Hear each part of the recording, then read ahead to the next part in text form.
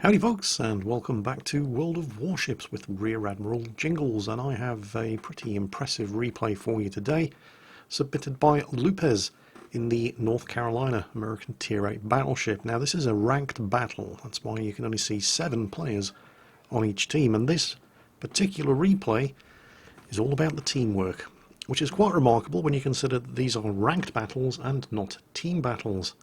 The players on this team have never seen each other before, and they'll most likely never see each other again. And yet despite that, watch the teamwork. Now, I am going to be taking charge of the camera here, so you're not going to see the entire battle exactly as it unfolded from Lupez's perspective in the North Carolina. Instead, I'm going to be panning the view around, specifically so you can see what the rest of the team are doing. Now, at the start of the battle, great teamwork doesn't just happen spontaneously. Well, sometimes it does, but that's like one game in 1,000. When the destroyers go where they're supposed to go, the cruisers cover the battleships, and the battleships sail forward and take the hits so the rest of the team can get their damage done. Generally speaking, you have to communicate, and right at the start of the battle, Lupez informs the rest of the team that he's set up his North Carolina anti-aircraft heavy. He actually has an anti-aircraft rating of 99 in this ship, and he invites the other battleships to stay close to him. At the start, however, it's all about the destroyers, the 2 Bensons on the team. You can see one of them has just slipped into the cap up there, and he's laying a smoke screen. And Lupez has been spotted by the enemy dive bombers that are coming in, but they're not going for the battleships at the start. The enemy carrier is trying to focus down these 2 Bensons, and you can see one of them, and he's sending the dive bombers in. But what you tend to find is that when you see a Benson in a ranked battle, they've gone for the anti-aircraft defensive fire consumable, and so all of those dive bombers miss. Lupez has managed to shoot one down, I'm pretty sure the Benson did as well, but the enemy carrier is determined to take out at least one of those destroyers, and he's about to follow it up with a torpedo bomber strike. The torpedo bombers, of course, are not going to have an easy time with it. In fact, Lupez has managed to shoot another one down. They're going to be getting lit up by the anti-aircraft fire from that Atago, as well as the anti-aircraft fire from the Benson. And now the friendly carrier's fighters have managed to reach them. There's no way those guys are ever going to survive to return to the carrier. And the Benson has managed to avoid the torpedo strike while getting his own torpedoes away. With the first wave of enemy aircraft neutralised, the team are now able to take advantage of this beautiful smokescreen laid by the first Benson up ahead as the second Benson peels away to the other flank, while still keeping up the withering high explosive fire against the enemy ships. Now this Mogami has seriously overextended and is about to get punished for it. He's way too far ahead of his battleships, who have all turned in an extended line several kilometres behind him and are now sailing towards the eastern end of the map. So Lupez here with his 2 forward turrets, completely hidden by the smokescreen laid by the Benson up ahead and slowing down to ensure that he continues to take advantage of the smokescreen, has now got some beautiful side shots into all of these enemy ships as they run the gauntlet of the torpedoes launched by the 2 Bensons up ahead. So let's just see how Lupez does for now. He's done 7,500 damage. Oh, just scored another hit, 11,000 damage. Nothing spectacular, but the North Carolina's guns aren't the most accurate in the world. All of these enemy ships showing their side to the North Carolina's front 16-inch gun turrets. That's a paddling. Even if he doesn't score any citadels, you can expect to do a lot of armor-piercing damage. Yep, there we go, that's a good solid hit, 8,000 damage.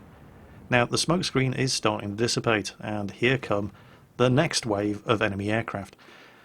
Lupez has just been joined by the Bismarck. Now the Bismarck, while it has a pretty powerful anti-aircraft defensive suite, this Bismarck captain has not spec'd his ship up for air defense, and that's why he's sticking close to Lupez. He's launched his own catapult fighter, and none of those dive bombers are going to make it back. It's just not going to happen. Not with the North Carolina. Oh, look at the... Oh, that was a citadel. That Amagi is not feeling very clever now. And there's more fire heading his way. And there we go. There's Lupez's first kill. 2 citadels, sunk himself an Amagi, and racked up yet more aircraft kills. Now, since the theme of today's video is teamwork, pay attention to the Benson just in front there, played by Sir Philip. Watch how he peels across the front of these 2 battleships to use his own defensive fire cooldown to protect them against the torpedo bomber strike that's coming in from the flank, while at the same time using his guns to engage the Fubuki that's just popped up and is being engaged by the other Benson. And just in case anybody thought those torpedo bombers had any chance, they just got dived on by 2 squadrons of fighters provided by the friendly Lexington. And, well, Lopez's anti-aircraft gunners have claimed another couple of kills as well. So that's another 2 squadrons of aircraft that the enemy Lexington is going to have to dig out of his reserves. And you'll note how the destroyers are constantly protecting the flanks of the capital ships here. So we've seen the Fubuki, but where's the enemy Benson? Oh, there he is. Now he has popped back into stealth, but destroyer spotted less than 8 kilometers away off the ship's starboard beam, so you have to expect there to be torpedoes. And yep, there they are. But both Lopez and the Bismarck were already turning, and so none of those torpedoes are going to hit. Now that Benson is about to have a very, very bad day, because while Lopez has spec'd his North Carolina for anti-aircraft defense, the captain of the Bismarck has spec'd his ship for secondary gun batteries, and just look at them going. That Bismarck's secondary gun batteries are going to have their accuracy buffed by 60%. They're going to have a range of about 10.2 kilometers, and that Benson is not going to know what's about to hit him. And with the torpedoes from the Benson successfully avoided, both the North Carolina and the Bismarck can afford to straighten out and concentrate their main battery guns on that very, very isolated and lonely Amagi up there. And oh, the Lexington is sending more dive bombers in. He obviously didn't learn his lesson the first time. You may have thought that the Bismarck was too far away to enjoy the protection offered by Lopez's air defense envelope. You may have thought that. You'd be wrong. He's nailed even more of them. It looks like this Amagi may have run himself aground and is trying to reverse off the rocks, but he's taken fire from both. Oh, there's a good solid hit there from Lopez's. Oh, well, yeah, Citadel. He's done.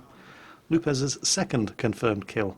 And that Benson might think that he's safe in the smokescreen, but the final volley of fire from the Bismarck's secondaries, no, you're dead too. Meanwhile, there's only 2 enemy ships left, and we know where both of them are. The Fubuki, who was threatening the flank, has been cleared up by the destroyers. That just leaves the Tirpitz and the Lexington. And the Lexington is determined to have another go. He's sending the torpedo bombers in once again.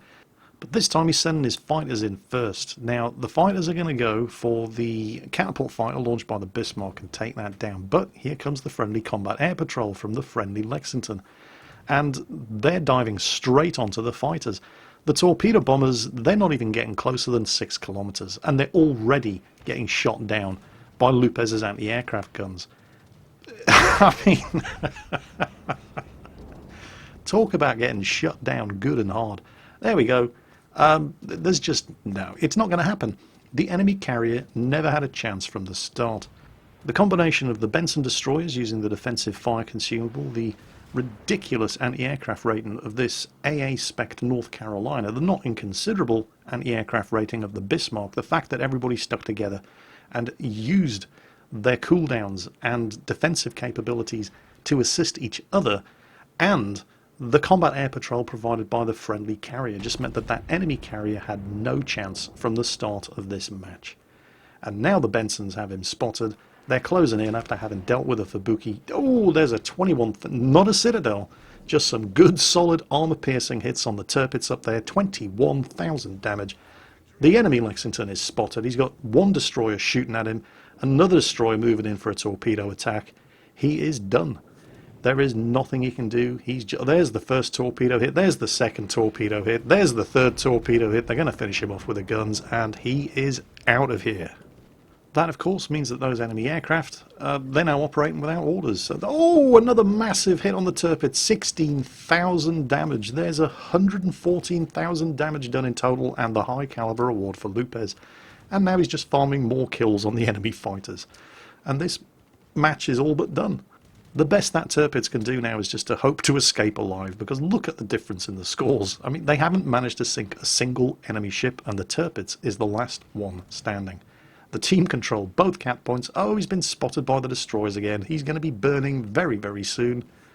Oh, the dive bombers are going in, but 992 points. Are they going to get there in time? Probably not. Lopez shoots down even more aircraft, and any second now, 1,000 points, game over, flawless victory.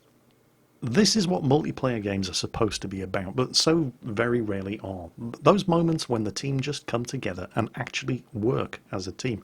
The destroyers use their smoke screens and their defensive cooldowns to protect the capital ships. Lopez and the Bismarck working together there. Lopez with his superior anti-aircraft defensive fire, and the Bismarck with his secondaries. Lopez protecting the Bismarck from the aircraft, the Bismarck protecting Lupez and himself from the destroyers that were foolish enough to venture too close to a secondary spec'd Bismarck. The cruisers didn't just YOLO ahead and die gloriously and pointlessly for the honour of the Emperor in order to just get their torpedoes away. The enemy cruisers did, but not the cruisers on this team. Instead, they hung back. They used the smoke screens provided by the Bensons. They stayed behind the battleships, let them take the brunt of the enemy firepower, and instead provided covering and supporting fire for them. And of course, let's not forget the friendly Lexington, who provided some superlative combat air patrol there, keeping its capital ships safe when they needed it. And it didn't last very long either. I realise this is probably one of the shortest World of Warships videos I've ever uploaded. Normally you're guaranteed a good 15 to 20 minutes of gameplay, but not today. Okay, it was a ranked battle. There are only 7 ships per team, so there's a limit to the amount of damage that is actually able to be done, but still, that was fast even by ranked battle standards, and that was all down to the teamwork displayed by Lupez's team in this particular ranked battle here in World of Warships. I hope you've enjoyed today's video, folks. As always, take care, and I'll catch you next time.